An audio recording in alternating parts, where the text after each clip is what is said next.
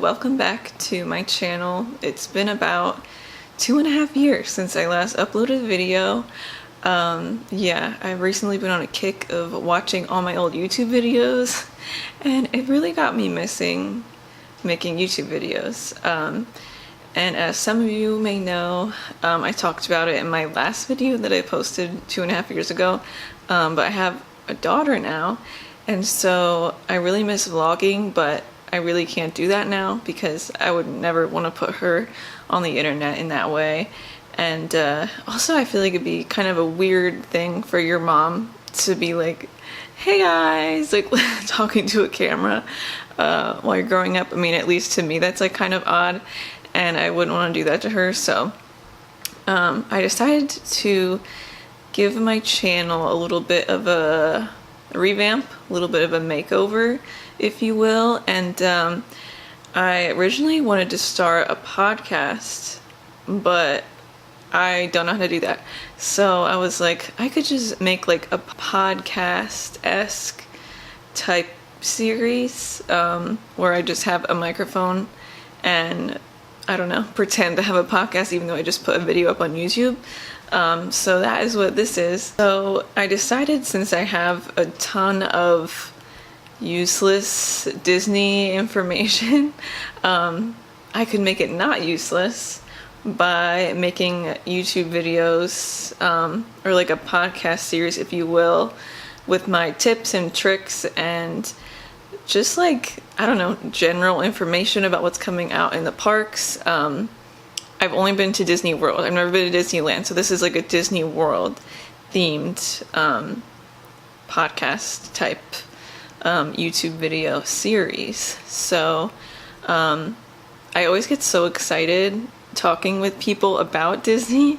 So I also thought about becoming a travel agent and like using my knowledge of Disney and my like keeping up with all the new daily, weekly things, like using that to my advantage and other people's advantage instead of just like going on my once-a-year trip. That knowledge is useful for when I'm going on a trip, but I don't know, I just love talking about the parks and my experiences in Disney and what's coming up, and like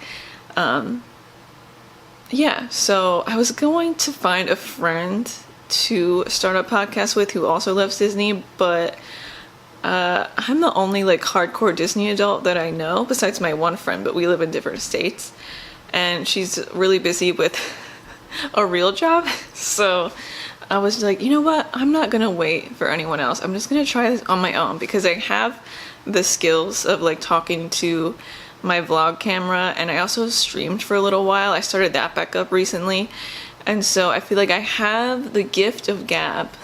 So anyway, that is what I came on here to say, is that we're starting a Disney podcast / YouTube series. By the way, it looks like this mic is like really close to me, but it's not. I have to hold it kind of far away. I needed it for the aesthetic, you know, for the vibes, the podcast vibes. This like the cord coming off of my camera, it's so short. So I'm like holding the mic all the way out here, trying to not make my camera fall over. So our first ever episode, I need to come up with like a clever name. So if anyone can help think of a name for this series or this podcast, please let me know. Maybe something that like includes my name. I'm not creative at all. I might have my brother come up with a name. He's creative. He writes music. So I feel like he could come up with a cute name for this. So I feel like that's what we really need. So for this first episode, I thought we could go over all of the Disney World value resorts because I realized that I've stayed at all of them. And I just wanted to share my opinion, my favorites, my favorite thing about some of the value resorts, my least favorite things. And I just want to go down memory lane. And so if any of you are thinking about staying at a Disney World value resort, I hope this video will help you like make your decision. So I've stayed at many different resorts, value, moderate, off-property resorts. And I always just find myself going back to the value resorts because I feel like they're just so well themed, like just so in your face Disney, which I love. My personal favorite value resort is Art of Animation Resort, and we're actually staying there very soon. We are staying in the family suites, like the Cars theme family suites, which I'm very excited about. We have always stayed in the Little Mermaid rooms, which I will get to those in a moment. But I love the theming of Art of Animation Resort. I love the smell when you walk into the lobby. I haven't stayed there in a few years, so I'm hoping that they still like pump that orangey, sweet smell through the lobby. I also love their gift shop. It's like my favorite gift shop at a value resort. So back to the Little Mermaid rooms. Great theming. I love the theming outside the pool when you're like walking through the area. However, it feels like a 4-mile walk when you get back from the parks at night, like where the bus drops you off and at that main building. The main building is where the cafeteria is and just like the main hub is. You walk out from there and it literally feels like the longest walk of your life. Like, it's a nice walk, don't get me wrong.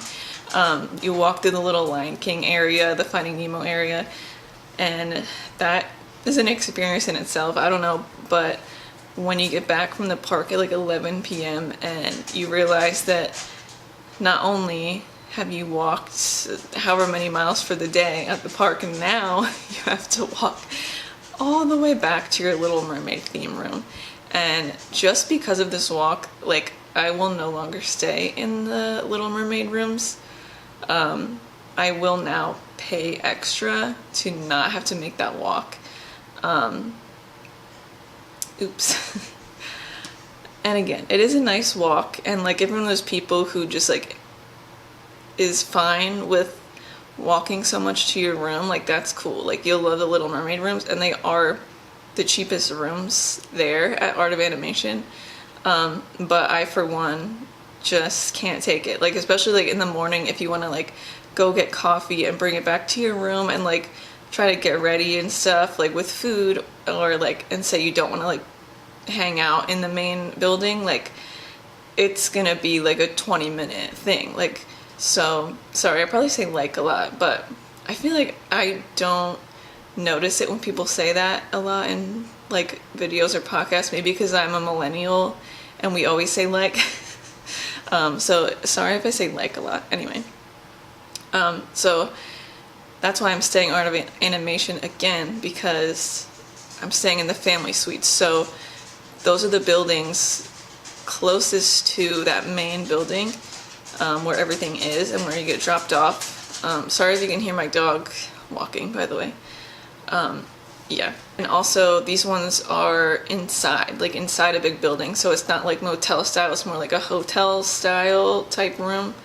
I do wish that these rooms had a balcony or like some type of like outdoor area, only because like I have a toddler who goes to bed kind of early, and so staying in like a regular hotel room like isn't super ideal for like just hanging out in the room from like 7 or 8 p.m. on. So yeah, I would have preferred some type of like balcony or something, which we were supposed to stay at Fort Wilderness in the cabins, and that would have been amazing to have that area. However, I tried to book through DVC rental, David's Vacation rental, and nothing was available. And I tried another site too, which I was sad because my husband's parents are staying at the campground at Fort Wilderness.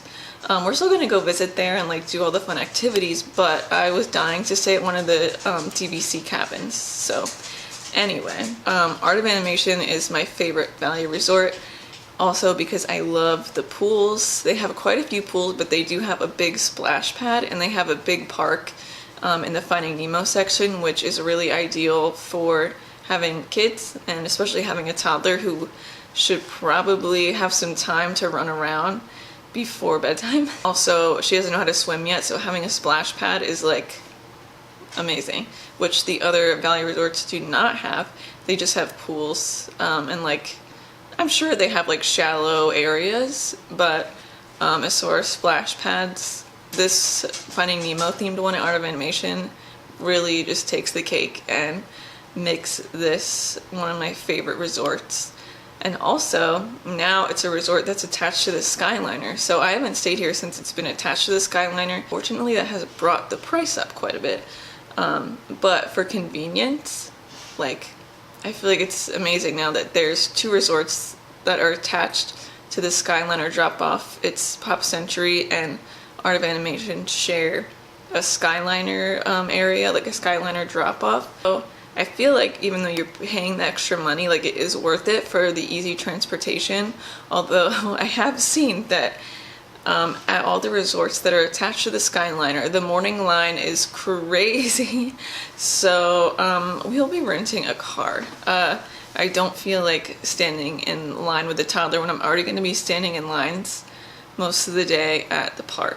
So, but yeah, I have not personally been inside one of the family suites, but I've seen a lot of photos of all of them, and I have obviously like really looked at the inside of the car suites, and they're super well themed, and it sleeps like 6 people, maybe like 6 to 8 people, or 4 to 6 people or something, and it has 2 bathrooms and 1 room that's like closed off. So that's going to be ideal for us with our toddler. So I cannot wait for that. Art of Animation, a favorite resort because of the location now by the Skyliner, the gift shop, the themes, the splash pad, and just, I don't know, I love a Valley Resort vibe. Like, I love walking around the walking path at a Valley Resort. Like, this one's like right by the water, so it looks really nice. It's just all around a really fun resort, and I'm so excited for the Cars rooms, and I love the music that they play in the lobby. We've been listening to Art of Animation playlist on Spotify just to get pumped for our trip. My second favorite Valley Resort is Pop Century. I love Pop Century. Again, the theming is so nice. I love, after they redid the rooms, how they just have that like simple, like Mickey and Minnie headboard. Is it just Mickey? I don't remember, but they did such a simple refresh, but it really made the rooms feel like nice and modern and well themed. Not as themed as the Art of Animation rooms, but still very well themed as far as like in your face Disney. They recently redid the cafeteria I just call it a cafeteria. I don't know what else you would call it. It's cafeteria vibes. They redid that in Pop Century. Love all of the different decades theming, especially the 90s section. I love that. And now that resort is just like a classic Valley Resort. You really can't go wrong. Again, the rooms are just basic. They're all the same. It's a different theme or like decade, which is cool. So, and there's plenty of stuff to do like outside. I don't remember there being any type of like park for kids. Like, you could probably walk over to Art of Animation like from there. It's not too long a walk. It's like right across the bridge past the Skyliner to the Finding Nemo park. But there's like fun little things that like are like, I don't know how to explain them, but there's like things for kids to climb on, and like just fun little themed areas and different themed pools and stuff. So it is still very fun. And again, that is a Valley Resort that did go up in price because now it is attached to the Skyliner. Again, you're paying for convenience. It's still one of the cheapest hotels in Disney World, so I do think it's worth the money. Okay, I am going to do probably what everybody else does and just group the all-star resorts into one. I've stayed at all 3. I've stayed at sports, movies, and music. I think movies is probably my favorite as far as theming goes. Sports is my least favorite because, you know, I'm not a big sports girly. But actually, we ended up staying, like, man, I forget which one it was. I think it was sports. And where we got dropped off on the bus, our room was like the farthest it could possibly be, since it's all like motel style, those rooms. So we would actually get dropped at the resort next door, which was another one of them. It might have been movies or music, and we would just get dropped off there, and then our room was actually closer to that resort. And I think we actually got our food and stuff there too. Like, we didn't spend any time in the All-Star Sports like main area, like main hall, because we were actually closer to the other resorts. So I feel like that is kind of nice that you can kind of pick and choose between the three. Even if you're staying at a specific one, like if your room happens to be closer to another resort, like you can just do everything there. So that was kind of nice. But I do love the theming outside an all-star resort. Those resorts get, especially all-star sports, I believe, get insane for cheer season, which is like, I think like winter and like early spring.